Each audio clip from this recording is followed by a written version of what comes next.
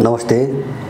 यति बेला युक्रेन सङ्कटले फेरि तेस्रो विश्वयुद्ध अगाडि बढ्ने अथवा विश्वयुद्धको रूपमा परिणत हुने आकलन सबै मानिसहरूको बढ्दै गएको छ।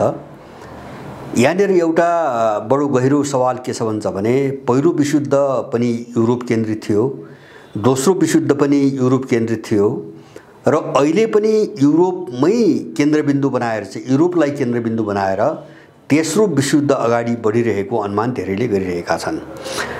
अब यहाँनिर अलिकति हामीले चाहिँ सोच्नुपर्ने र मैले उठाउन खोजेको एउटा कुरा के हुन्छ भने किन युरोप सधैँभरि ठुला युद्धको केन्द्रबिन्दु हुन्छ अथवा युरोपमा शान्ति कहिले किन हुँदैन अथवा त्यहाँ एउटा मेलमिलाप र विश्वासको वातावरण किन हुँदैन, यो धेरै गहिरो र एकदमै महत्त्वपूर्ण प्रश्न हो।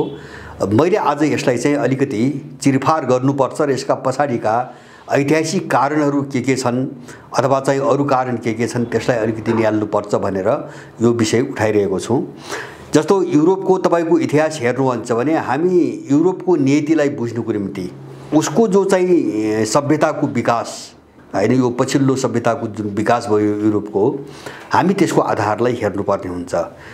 जस्तो विशेष गरिकन तीनवटा क्षेत्रमा राष्ट्र निर्माणको क्षेत्रमा हेर्नुभयो भने युरोपियन राष्ट्रहरू जाति निषेधको एउटा धाराबाट बनेका राष्ट्रहरू हुन् जो हामीले पूर्वीय सभ्यतामा पाउँदैनौँ। जाति निषेधको धारा भन्नुको अर्थ जस्तो एउटा जातिलाई अर्को जातिले निषेध गरिकन अथवा एउटा जाति सत्ताधारी जातिको विरुद्धमा अर्को जातिले हतियार उठाइकन राष्ट्रहरूको निर्माण भयो। त्यसै कारणले पश्चिमा विचारधारामा जातिलाई, धर्मलाई, संस्कृतिलाई राष्ट्र मान्ने एउटा अवधारणाको विकास भयो। अब मूल रूपमा राष्ट्र निर्माण उनीहरूको जसरी भयो, जुन दिशाबाट भयो, त्यसको विपरीत हामी चाहिँ पूर्वीय चाहिँ तपाईको राष्ट्रहरूमा भेट्छौँ। जस्तो पूर्वतिरका राष्ट्रहरूमा एउटा जाति निषेधको प्रक्रिया छैन, यहाँ समन्वयको प्रक्रिया देखिन्छ। राष्ट्र निर्माणमा समन्वयको प्रक्रिया देखिन्छ। एउटा ऐतिहासिक सांस्कृतिक दिशाबाट चाहिँ राष्ट्रहरू बनेका छन्। सबै व्यक्ति, सबै खालका संस्था, सबै प्रकारका शासकहरू, सबै खालका सभ्यताहरू मिलेर सबैको योगदानबाट राष्ट्रहरूको निर्माण भएको छ। त्यसै कारणले पूर्वीय सभ्यतामा जुन मेलमिलाप र समन्वय अथवा चाहिँ एउटा सहिष्णुता देखिन्छ त्यो पश्चिमी सभ्यतामा हामी पाउँदैनौँ। त्यसै कारणले युरोपमा अशान्ति धेरै छ, सधैँभरि अशान्ति धेरै छ र सबभन्दा ठुलो एउटा चाहिँ युद्धको स्रोत पनि युरोप नै बनेको छ। मैले भने जस्तो एउटा राष्ट्र निर्माणको उनको धारा जाति निषेधको धारा हो र अब त्यो अवधारणाबाट उनको राष्ट्र जसरी बन्यो त्यो अवधारणाबाट बाँकी विचारधारा निर्माण भएको छ। जस्तो तपाईको आर्थिक क्षेत्रमा हेर्दाखेरि उनीहरू चाहिँ खुला बजार अर्थतन्त्र भन्छन् अथवा जसलाई नवउदारवादको नाममा एउटा के रे चाहिँ सिँगारिएको छ।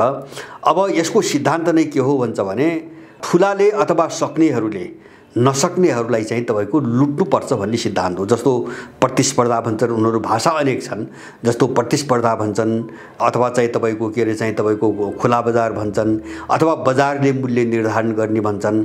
अब यहाँ कस्तो हुन्छ भन्छ भने यसमा चाहिँ ठुलठुला उत्पादकहरू अथवा चाहिँ अहिले आधुनिक युगमा हेर्ने हो भने कर्पोरेट ठुलठुला हाउसहरू जसले चाहिँ बजार चाहिँ एकाधिकार जमाएको छ उसले मूल्य निर्धारण गर्छ र यसमा उपभोक्ताहरूको हित हेरिँदैन हैन। उपभोक्ता के चाहन्छ त्यो हेरिँदैन, माने उत्पादन गर्नेले अधिकतम रूपमा पैसा कसरी कमाउँछ त्यो खालको माल उत्पादन गरिन्छ र एउटा चाहिँ विज्ञापनबाट कृत्रिम माग चाहिँ सृजना गरेर हैन अनि चाहिँ एउटा मार्केट बनाएर चाहिँ माल उत्पादन गरिन्छ। आम मान्छेहरूलाई के चाहिएको छ त्यसरी उत्पादन गरिँदैन, यसको एउटा विशेषता। दोस्रो विशेषता चाहिँ तपाईको बजार अर्थतन्त्र भनेको के हो भन्छ भने अब जो नसक्नेहरू हुन्, जो कमजोरहरू हुन्, उनीहरूलाई बाँच्ने स्थान छैन। प्रतिस्पर्धामा टिक्न सक्नेहरू चाहिँ तपाईको टिक्छन्, नसक्नेहरू चाहिँ समाप्त हुन्छन्। उनको इकोनोमी अथवा अर्थतन्त्रको एउटा अवधारणा पनि त्यही ढङ्गले विकास भएको छ। अब हामी राजनीतिको क्षेत्रमा हेर्यौँ भने जस्तो विशेष गरिकन दुईटा शब्द चाहिँ अलिकति ध्यान दिन लायक छ र त्यसलाई सैद्धान्तिक रूपमा बुझ्नुपर्छ भन्ने लाग्छ मलाई।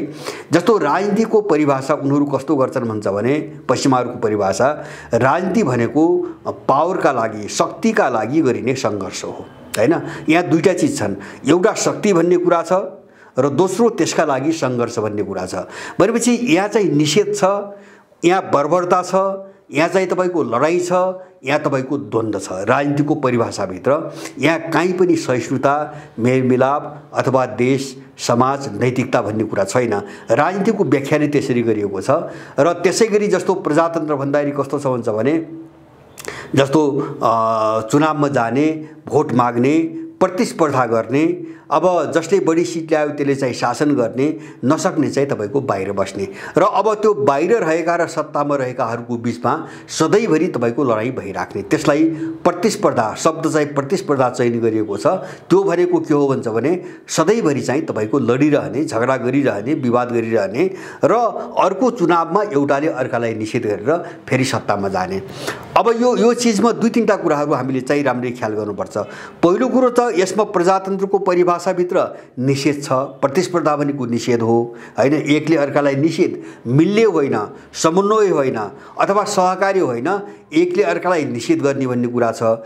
दोस्रो के छ भन्छ भने अब यसको अधिकतम लक्ष्य तपाईको सत्ता छ, यो सत्तामा जानको निम्ति हो हैन, अथवा चाहिँ त्यहाँ निरङ्कुशताको भाव छ, त्यहाँ एकाधिकारको भाव छ र त्यहाँ चाहिँ तपाईको बल प्रयोगको भाव छ। त्यसकारणले गर्दाखेरि अब यस्तो खालको चाहिँ अभ्यास किन उनीहरूले गरे त भन्छ भने उनीहरूको राष्ट्र त्यही ढङ्गले बनेका थिए।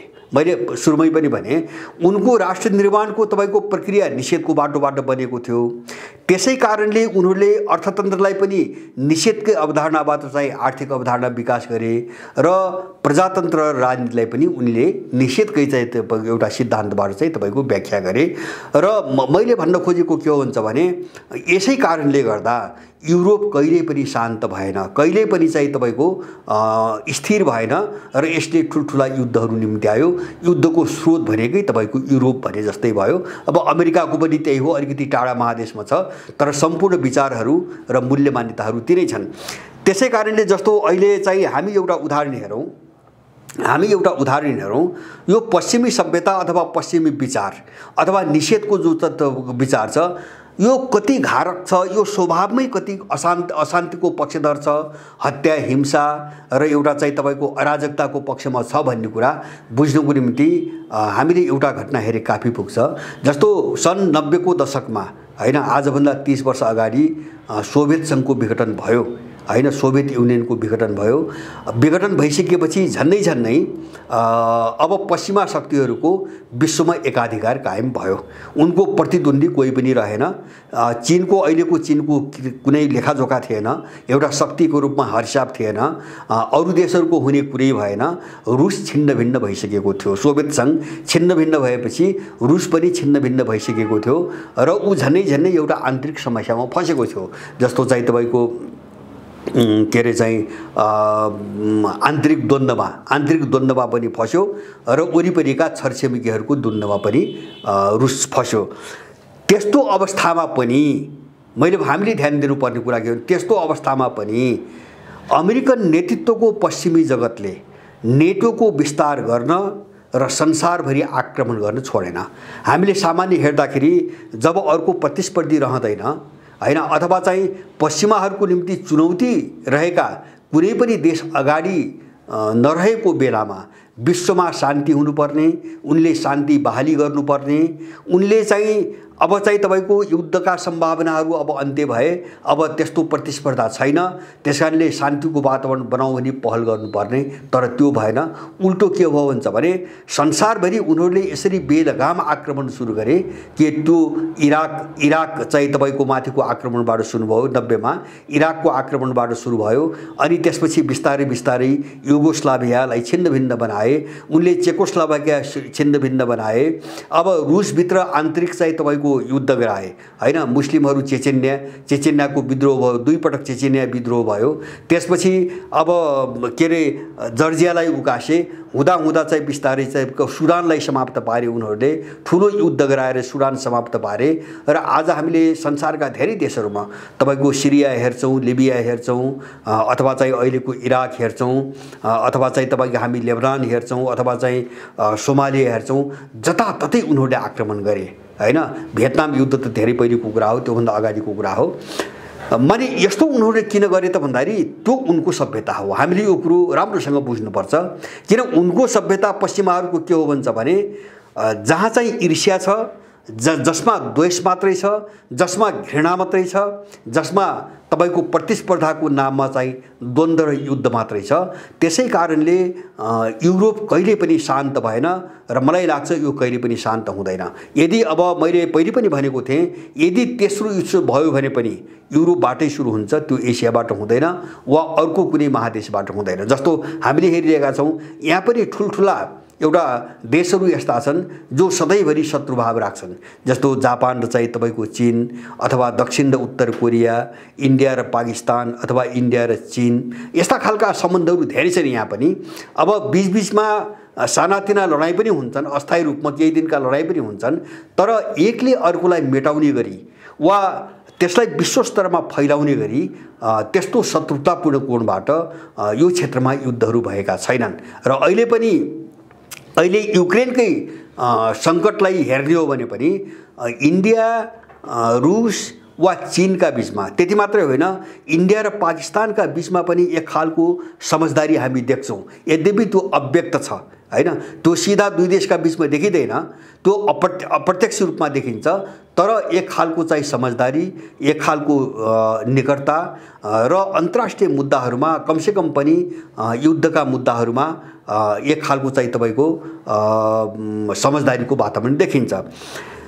अब युक्रेन अहिले चाहिँ जुन रूपमा चाहिँ तपाईँको फैलिन थाल्यो, अब बिस्तारै बिस्तारै अब हामीले हेर्दैछौँ कि यसले एउटा विश्वव्यापी रूप नलिकन यो थामिने सम्भावना चाहिँ मैले देख्दिनँ, मैले आफ्नो तर्फबाट देख्दिनँ। हामी यो चिजबाट जोगिन एकदमै जरुरी छ। जस्तो मैले त्यो कुन कोणबाट भन्न खोजेको भन्छ भने, जस्तो अहिले हामीले समाजमा जुन प्रकारका समस्याहरू, आन्तरिक समस्याहरू झेलिरहेका छौँ, त्यसको सबै स्रोत चाहिँ पश्चिमा विचार हो, पश्चिमा चिन्तन प्रणाली हो। जस्तो समस्या मैले भन्न खोजेको समाजभित्र तपाईँको विग्रह, मनमुटाउ जो केही दशक यता हैन नेपालमा हाम्रो सभ्यतामा कहिले पनि नदेखिएको, कहिले पनि नभएको जो एउटा द्वेष, दुर्भावना को एउटा चाहिँ वातावरण हो, त्यो निकै तपाईको बढेर गइरहेको छ। एकले अर्कालाई निषेध गर्ने अथवा एउटाले अर्कोबाट आफूलाई समानान्तर राख्ने हैन, अब त्यसमा चाहिँ समन्वय र मेलमिलापको कुनै पनि गुन्जाइस नदेख्ने देखि लिएर मानिसहरूको चाहिँ तपाईको अपराधीकरण सम्मका समस्याहरू, जस्तो स्वार्थ लिप्सा, स्वार्थ, अवसरवाद, मौका, धन सम्पत्ति, पैसा, यस्ता चिजको निम्ति जे पनि गर्नुपर्छ वा जे पनि गर्न उचित हुन्छ भन्ने खालका सोचदेखि लिएर, जस्तो राज्य जुन ढङ्गले अपराधीकरण भयो हैन, जुन ढङ्गले यसका पछाडि के छ हामीले यो बुझ्नुपर्छ। जस्तो दलहरूमा के मान्यता विकास भयो भन्छ भने, लक्ष्य भनेको सत्ता प्राप्ति हो, सत्ता बाहेक अरू कुनै पनि चिज तपाईँको भ्रम हो। सत्तामा जसरी पनि जानुपर्छ र सत्तामा गएर मनपरी गर्नुपर्छ, स्वेच्छाचारिता प्रदर्शन गर्नुपर्छ। अब त्यो जुन विचार मैले पहिले भने, जस्तो प्रजातन्त्रलाई सत्ताको निम्ति अथवा त्यसको चाहिँ दुरुपयोग गर्नुको निम्ति प्रयोग गरिने एउटा चाहिँ तपाईँको हतियारको रूपमा मात्रै जसरी हामीले बुझ्यौँ वा यहाँ बुझाइयो पश्चिमी विचारको प्रभावको कारणले गर्दाखेरि, त्यसले नेपाली समाजलाई एकदमै नराम्रोसँग अपराधीकरण गरेको छ र पुरै देशलाई प्रदूषित बनाएको छ। यो सबै स्रोत चाहिँ तपाईँको पश्चिमा विचार हो, पश्चिमा चिन्तन प्रणाली हो। हामीले युरोपबाट सिक्नुपर्छ। हामीले युरोपबाट एउटा के सबक लिनुपर्छ त भन्छ भने, हामी त्यो विचारबाट मुक्त भएनौँ र हामी वास्तवमा हाम्रो विकास कस्तो सभ्यतामा भएको थियो, अब हाम्रो देशको विकास का पछाडि कस्ता संस्कृति र संस्कारहरूले काम गरेका थिए, हामीसँग कस्ता मूल्य मान्यताहरू थिए, हामी कस्तो चाहिँ जीवन पद्धतिबाट चाहिँ अगाडि बढिरहेका थियौँ, यो सबै चिजलाई हामीले महसुस गर्न सकेनौँ, हामीले हेर्न सकेनौँ भने युक्रेनको नाममा आज युरोप जुन दुर्दशाको बाटोमा अगाडि बढेको छ, त्यो नीति हामीले पनि बेहोर्नुपर्छ। फेरि पनि हामीले त्यो नीति बेहोर्नुपर्छ। यसबाट हामी एकदमै सजग हुनुपर्छ। त्यसकारणले हामीले बुझ्ने चाहिँ गहिरो चिज के हो भन्छ भने, यति बेला समग्र विश्व जुन एउटा वातावरणमा अगाडि बढिरहेको छ, यो कुनै देशका बीचको शक्तिको लडाईँ मात्र होइन। हामी यो भ्रम पर्नु हुँदैन। जस्तो भन्छ भने आर्थिक शक्तिको वर्चस्वको लडाईँ होइन, अथवा बजार कब्जाको भन्नुहोस् अर्को भाषामा, अथवा एउटा राजनीतिक वर्चस्व होइन, एउटा देशले अर्को देशलाई नियन्त्रण गर्नु वा हाबी हुने खालको मात्रै लडाईँ होइन। यो लडाईँ सिङ्गो चाहिँ तपाईँको थट हैन। एउटा चाहिँ तपाईको विचारधारा, एउटा चाहिँ दार्शनिक चिन्तन प्रणाली, मूल्य मान्यतादेखि लिएर अब जीवन र समाजलाई हेर्ने अथवा चाहिँ सबै चाहिँ तपाईको सोचहरुप्रतिको एउटा विभाजन हो यो। अहिले जो युक्रेनमा जुन सङ्कट आइरहेछ र फेरि पनि युरोपमै चाहिँ तेस्रो विश्वयुद्धको एउटा केन्द्रबिन्दु बन्ने चाहिँ तपाईको सम्भावना एकदम प्रबल भएर गएको छ। हामीले यसका गहिरा जराहरू खोतल्नुपर्छ र नेपाल त्यो नीतिको चाहिँ दिशातिर नजाओस् अथवा हामी त्यो नीतितिर अगाडि बढ्नबाट विवश नहौँ भन्नुको निम्ति हामीले यसबाट पाठ सिक्नुपर्छ भन्ने कुरा मेरो चाहिँ सबैमा आग्रह छ। र युरोप र चाहिँ तपाईको एसिया अथवा भन्छु पूर्व र पश्चिमका बीचमा जुन आधारभूत असमानता छ, यसको विकास प्रक्रियामा जुन आधारभूत अन्तर छ, यो अन्तरलाई युक्रेनको सन्दर्भमा हामीले अलिकति गहिरो अध्ययन गर्न एकदमै जरुरी छ। मेरो सबैसँग विशेष अनुरोध यही छ। हस्, जय जगन्नाथ।